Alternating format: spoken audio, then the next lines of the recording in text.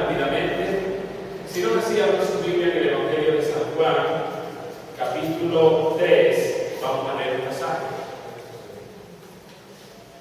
Hermana Leonor, ¿cómo está usted? ¿Cómo salió su operación? Casi tiramos algo, hermana. Estaba yo entre que si era o no era. Pase, por favor, tiramos algo. Gloria a Dios. Gloria al Señor. Díganos una cosa.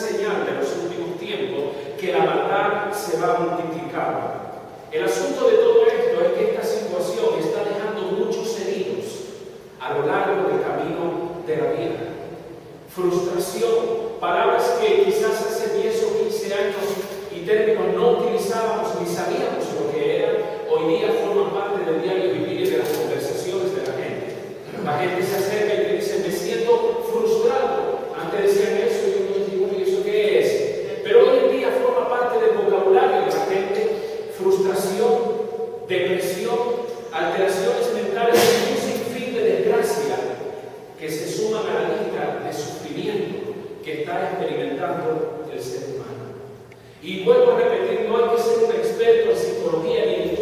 sencilla materia para darnos cuenta de que eso es una realidad ahí afuera de la sociedad.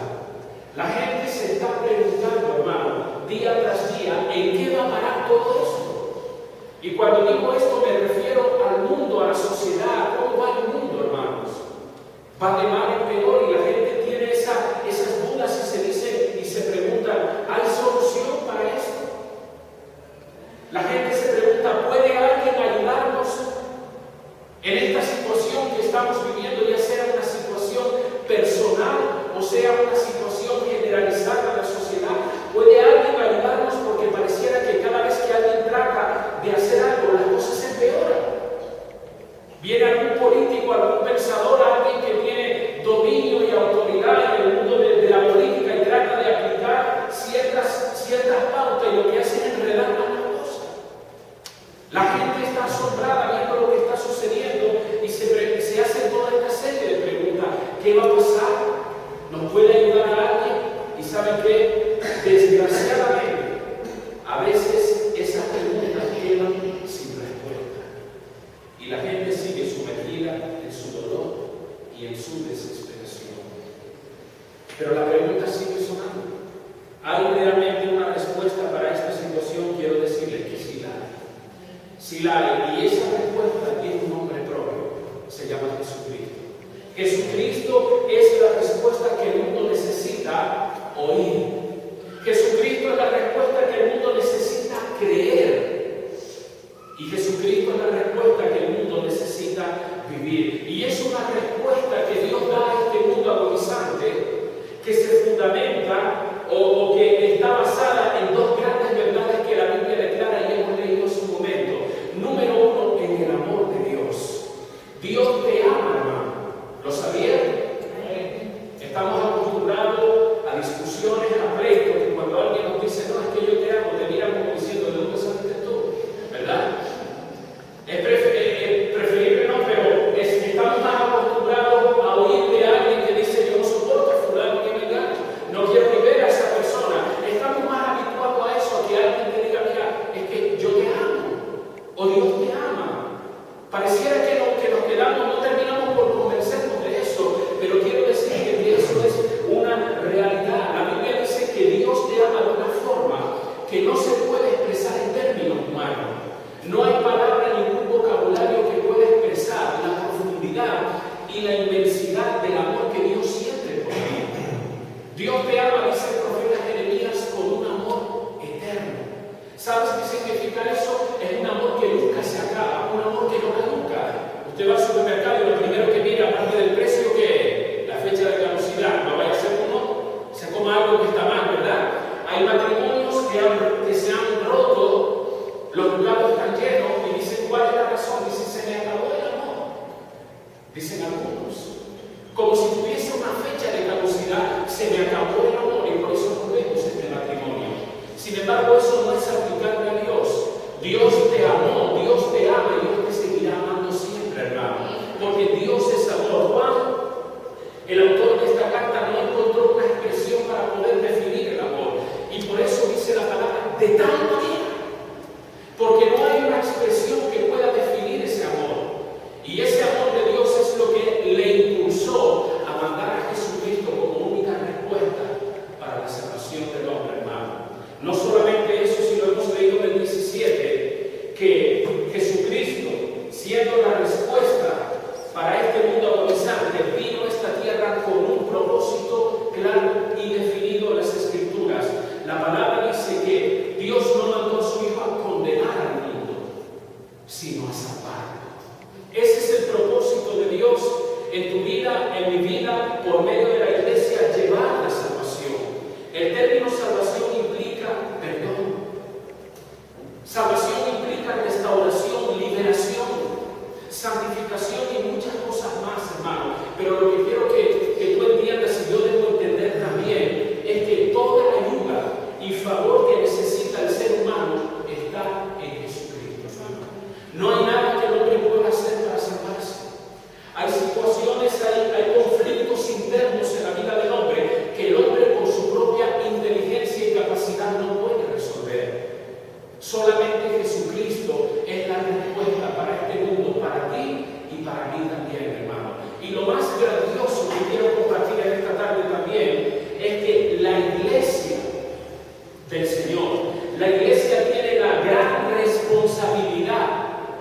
de anunciar y de enseñarle al mundo que Cristo es el camino, que Cristo es la verdad y que Cristo es la vida, hermano. El camino que usted y yo debemos tomar para hallar el verdadero sentido a la vida, el camino que usted y yo debemos tomar para vivir esa plenitud de vida, está en Jesucristo. No está en una religión determinada, hermano, o en una organización determinada. Está en Jesucristo, y la iglesia tiene la gran comisión, tiene la gran responsabilidad de decirle eso al mundo, que la solución, que la única respuesta que el ser humano necesita se encuentra en Jesucristo. ¿Decimos amén, hermanos? Amén. Eso lo dice la palabra. Usted puede no estar de acuerdo, eso no va a cambiar el hecho. La Biblia dice que Cristo es el camino. Y nosotros tenemos esa responsabilidad. Pero eso nos lleva a la segunda pregunta. Si eso es así, y si la iglesia tiene esa responsabilidad, ¿qué es lo que está sucediendo entonces? ¿Por qué la iglesia del Señor? Y cuando hablo de la iglesia del Señor, no me estoy refiriendo de manera particular a la iglesia en La Palma. No me refiero en particular a la iglesia en las Islas Canarias. Me refiero a la iglesia en términos generales a nivel mundial. ¿Por qué la iglesia del Señor, en lugar de avanzar, parece que retrocede? ¿Por qué la iglesia no tiene un mayor impacto en esta sociedad? Pareciera que el mundo y la sociedad es la que tiene el impacto sobre la iglesia. ¿Por qué sucede esto? ¿Por qué muchos, en lugar de acercarse a la iglesia, huyen de la iglesia como si de la gente se tratara? ¿Por qué está sucediendo eso? Hermanos, estoy convencido de que la iglesia del Señor, y vuelvo a decir, estoy hablando en términos generales, la iglesia del Señor está viviendo uno de los peores momentos de su historia. Debido a que a la persecución, no a la persecución, aunque soy consciente de que hay muchos lugares en este mundo que hay hermanos nuestros en la fe que están siendo perseguidos a causa de su fe en Jesucristo. Pero la persecución no es uno de los mayores problemas que está viviendo y experimentando la iglesia. Si usted lee un poco acerca de la historia de la iglesia, podrá darse cuenta que ha habido periodos donde la iglesia ha sido brutalmente perseguida. En el siglo I, y luego hablando del Instituto Bíblico, ¿cuántos hermanos, cientos, miles de hermanos dieron su vida a causa de su fe en Jesucristo cuando eran perseguidos? Esa situación se ve en determinados lugares, pero no a grosso modo como era en aquel entonces.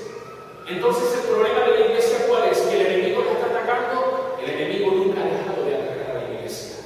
Siempre la ha estado atacando y la atacará. Pero, ¿saben algo? Curiosamente, en medio de la persecución y en medio de los ataques del enemigo, la iglesia se hizo fuerte. La iglesia se hizo fuerte. Pero la realidad que vivimos hoy es muy diferente. Y para hallar respuesta a esta situación, uno tiene que ir a donde tiene que ir.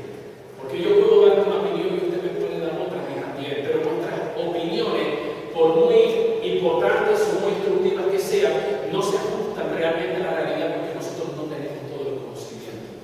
Todo el conocimiento lo tiene Dios. Y la palabra nos habla exactamente, aún de nuestros tiempos actuales, por qué la iglesia del Señor no impacta como tenía que o como debería impactar. Vamos a abrir el Apocalipsis. En el capítulo número 3, vamos a ver acerca del mensaje de Dios a una de las iglesias, concretamente a la última, la iglesia de Laodicea. Apocalipsis capítulo número 3, del versículo 14 al 21. Cuando lo tengan, digan amén, por favor. Apocalipsis capítulo 3, vamos a leer el capítulo 14, del versículo 14 al 21. Y antes de leer, quiero decirles algo.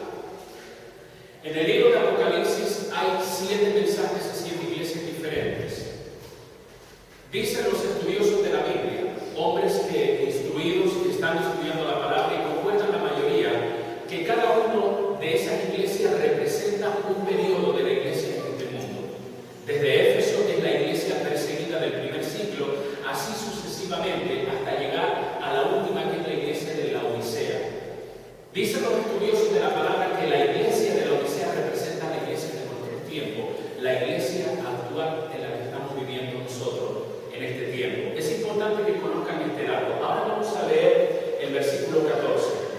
dice, escribe al ángel de la iglesia en la Odisea.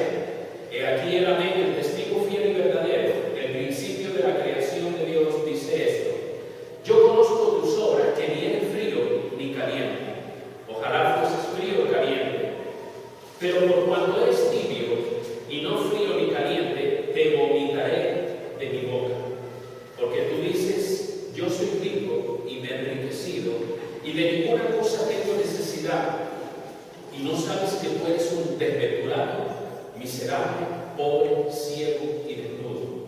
Por tanto, yo te aconsejo que de mí compres oro refinado en fuego, para que seas rico, y vestiduras blancas para vestirte, y que no se descubra la vergüenza de tu desnudez, y unge tus ojos con colirio para que veas. Yo reprendo y castigo a todos los que amo. Sé pues celoso y arrepiéntete. He aquí yo estoy a la puerta y llamo. Si alguno oye mi voz y abre la puerta, entraré a él y cenaré con él y él conmigo. Al que venciere le daré que se sienta conmigo en mi trono, así como yo he vencido y me he sentado con mi Padre en su trono. El que tiene oído, oiga lo que el Espíritu dice a la iglesia. Este es un pasaje muy relevante que nos enseña algunas cosas importantes, hermanos. Les vuelvo a repetir, el mensaje de la iglesia de la Odisea representa a la iglesia de estos últimos tiempos en la que estamos nosotros. Y en el versículo del 15 al 17 que ya hemos leído, estos versículos son como una radiografía que el Señor le hace a esta iglesia para revelar el estado espiritual de la misma. Es como si uno va al médico, ¿verdad? Y te hacen esa radiografía, y lo que tú ves con tus ojos naturales, porque está dentro de tu cuerpo, al pasarte por el escáner o el aparato que sea, ahí se revela, ahí se ve claramente, porque a veces uno piensa que no tiene nada, ¿verdad? Y vas a un lugar de estudiación, una radiografía y dices, no, mira, tú no lo veías, pero aquí hay algo, aquí hay esto.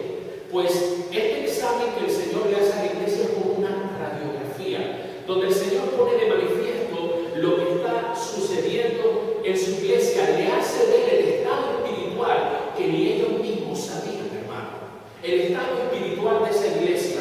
Y lo primero que quiero destacar, y con esto voy a quedarme solamente en esta tarde, es que la iglesia de la Odisea, la cual representa estos tiempos, era una iglesia que vivía autoengañada. Era una iglesia que vivía sin discernimiento. ¿Por qué digo esto? Miren, en el versículo 17 dice la palabra, porque tú dices, yo soy rico. Esa iglesia tenía un concepto de sí mismo. Dios tenía un concepto diferente, porque Dios hace un examen y le dice, realmente esta es la situación. Pero eso no era lo que ellos pensaban de sí mismos. Y comienza el versículo y vuelvo a repetir diciendo, porque tú dices, era el concepto que tenía.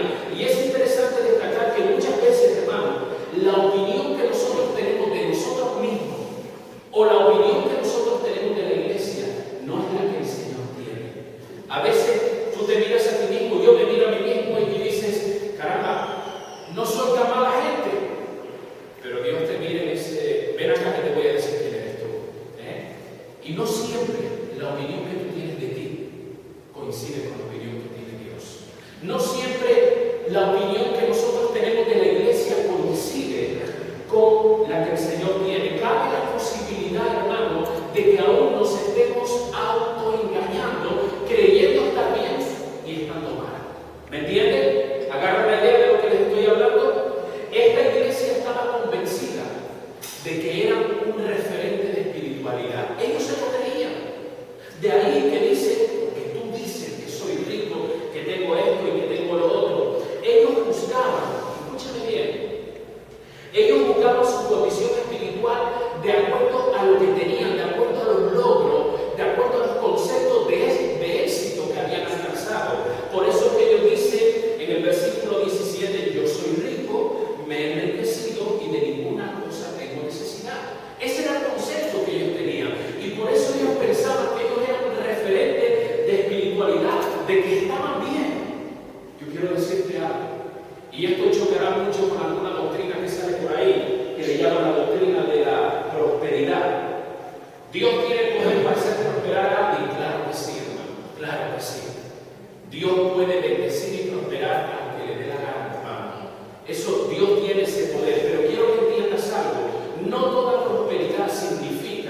de que tu vida espiritual está bien.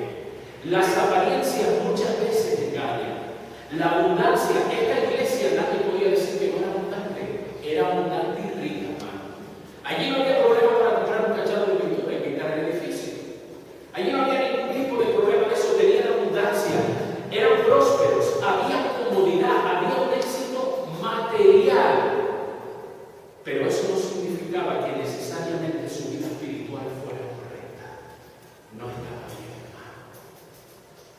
Por eso digo de que a veces una de las apariencias engaña y otra, la opinión que uno pueda tener de sí mismo, de la iglesia, no significa que esa sea la opinión de Dios.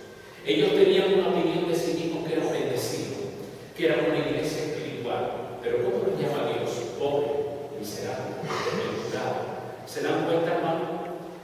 Era una iglesia que vivía autoengañada. Y esta iglesia, y cuando digo esta, me refiero a la iglesia de la Odisea, que a su vez representa todas las iglesias de nuestro tiempo, se caracterizará por vivir sometida en un autoengaño.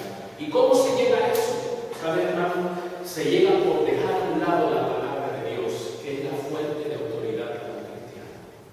Una iglesia llega a un punto de autoengaño. Se engaña a sí mismo. Usted dirá ignorante, bueno, lo que usted quiera, pero eso no se llega de la noche a la mañana a lo que sí.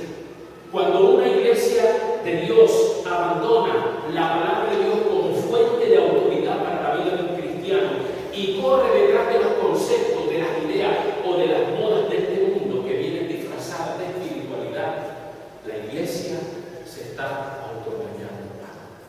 Y creyendo estar bien, porque tenemos abundancia, porque se nos llena el local, porque ya no cabemos dentro de este lugar y pensamos que como hay mucha gente, como tenemos de todo, pensamos que también, pero eso no siempre es así. Y no quiero que me malinterprete, con esto no estoy diciendo que una iglesia que tenga abundancia está mal, no estoy diciendo eso, hermano. Porque Dios bendice, porque hay pueblo de Dios también, porque hay remanentes que están buscando al Señor con sinceridad y Dios se glorifica y envía almas a esos lugares y trae bendición y prosperidad, no solamente espiritual, sino económica también. Pero tengamos cuidado con esto. La fuente de autoridad para los cristianos es esta. Cuando nosotros nos dejamos seducir, nos dejamos arrastrar por las ideas que hay ahí afuera que tienen que ver con el éxito y tratamos de aplicar en la iglesia porque suenan bonitas, porque suenan espirituales, hermano. Comenzamos a autoengañarnos a nosotros mismos. Y esta iglesia, y la iglesia de los últimos tiempos, se caracterizará por ser una iglesia que vive en un autoengaño. Y hermano, yo no quiero asustarlo a usted esta tarde. Usted está buscando al Señor y eso está bien. Siga buscando al Señor. No se olvide nunca de su palabra. Pero usted se sorprendería si todo movimiento que hay por ahí afuera dentro de la iglesia, usted lo pasa a través de este filtro, se daría cuenta que yo no digo todo, pero hay una gran mayoría de cosas que nada tienen que ver con la palabra de Dios. Sin embargo, vienen disfrazados de espiritualidad. Usted hoy hasta hay una nueva terminología, hay una frase aprendida. Hoy día se está desarrollando en medio del pueblo de Dios una serie de movimientos místicos o religiosos, si quiere llamarlos así, que tienen hasta su propio lenguaje. Que usted oye determinadas expresiones que suenan muy espirituales. Que dice, caramba, este tipo tiene que estar tocando a Dios todos los días. Por la forma que habla, por la forma de expresarse. Hay enseñanzas que está invitando y hacen creer a muchos que pueden mantener, y escúcheme bien y no me pelea antes de que termine la frase, hay muchos que enseñan, invitan y hacen creer que pueden de manera constante vivir en una dimensión espiritual de lo sobrenatural. Y lo que están provocando es que le está creando a la gente un mundo de fantasía, un mundo que no es real, un mundo de supersticiones espirituales que nada tiene que ver con la realidad bíblica. Se escriben libros alentando a lo sobrenatural, se predica, se enseña y tantas otras cosas. Y con esto, escúcheme bien, no quiero que salga por esas puertas diciendo luego lo que no es. Yo creo en lo sobrenatural. Yo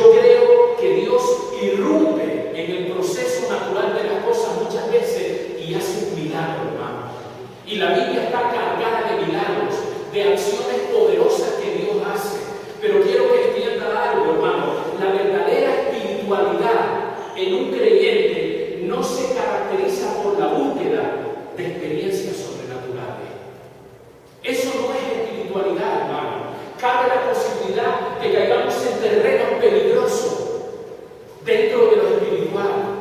La espiritualidad en un creyente se caracteriza porque ponemos el énfasis en una relación de obediencia que debemos tener hacia Dios, hermano.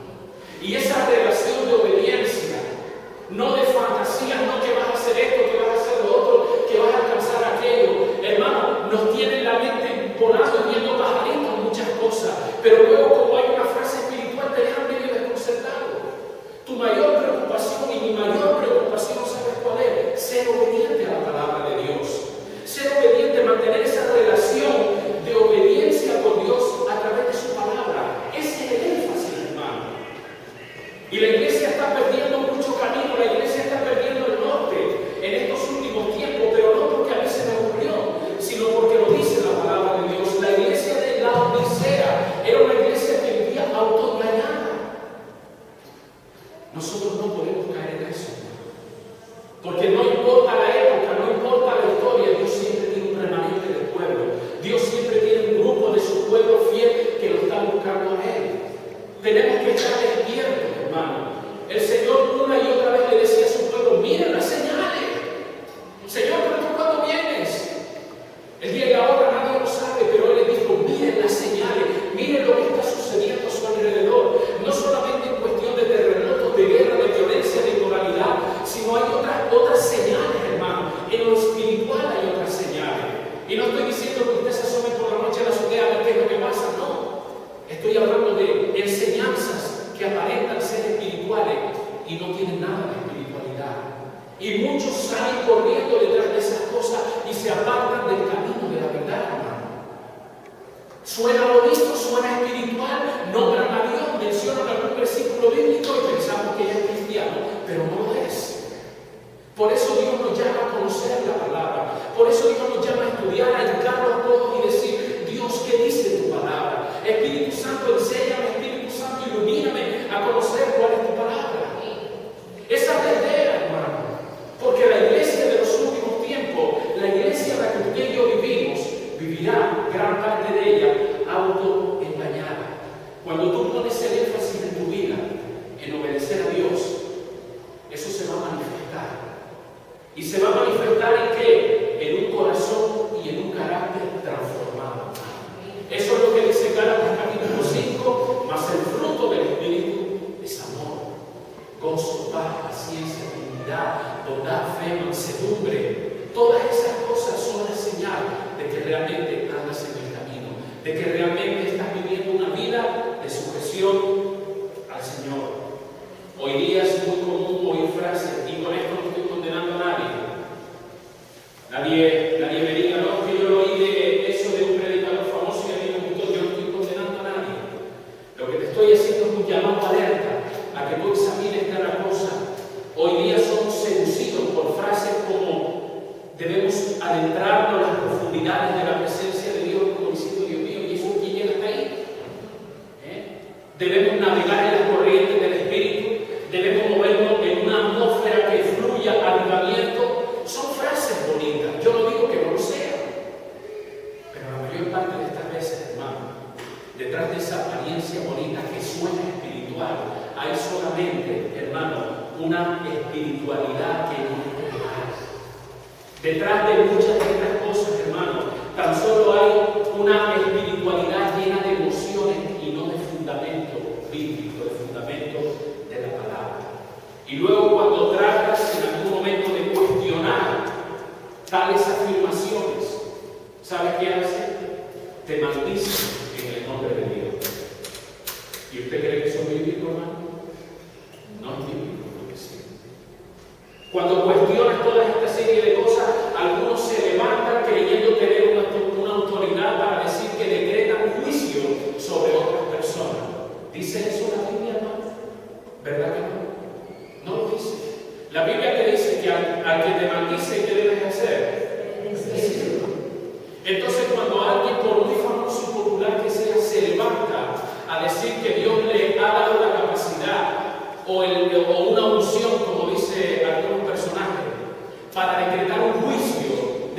afirmación sobre alguien, ¿qué está diciendo? Está mintiendo, no sabe de lo que está hablando. Me da igual lo famoso y popular que sea. Tal vez tiene una iglesia donde ya no le caben más personas. Pero hermano, eso es un autoengaño. Y esa serie de personajes hacen una serie de afirmaciones que suenan muy espirituales, pero que no hay espiritualidad ninguna en ellas, porque dicen disparates. Viven en desorden, son celosos y amadores de sí mismos y que solo van buscando su propio interés. Esas son señales de la iglesia de los últimos tiempos, hermano. No solamente que haya guerras, que haya hambre o rumores de guerra. Esos son otro tipo de señales. Pero hay otras señales a nivel espiritual que también está viendo. Y hermanos, como iglesia del Señor, ni usted ni yo podemos caer en ese autoengaño. Necesitamos entender que solamente Jesucristo es el camino. Que solamente Jesucristo es la verdad. Que solamente Jesucristo es la vida. Yo le invito, y esta palabra es para mí también, busque a Dios y búsquelo por medio de su palabra. Santifíquese cada día en el Señor. Busque la presencia del Señor. No pierda su tiempo corriendo detrás de experiencias sobrenaturales. Si Dios quiere hacer una obra sobrenatural, Él la va a hacer. La Biblia dice que estas señales seguirán a los que creen en mi nombre. Usted no tiene que correr detrás de las señales. Usted no tiene que correr detrás de un milagro. Usted no tiene que correr detrás de eso. Esas señales van a venir detrás de usted. Usted tiene que vivir la palabra, creer en la palabra. Dios se encargará del milagro. Él es el que tiene siempre la última palabra en todas las cosas. Iglesia del Señor, busquemos a Dios. Y en estos tiempos más que nunca, porque Dios ha puesto en nuestras manos la respuesta que el mundo necesita. Esa respuesta se llama Jesucristo. Pero para poder dar la otra, tenemos que vivirla nosotros también. Conocerla y vivirla. Céntrate en ser fiel al Señor y deja que Él haga el resto de las cosas. Hasta aquí quiero dejar esta parte. La semana que viene seguiremos con la segunda parte de esto. Y seguiremos hablando acerca de esta iglesia de la Odisea que representa la iglesia de nuestro Dios. Vamos a orar. Michel Laura,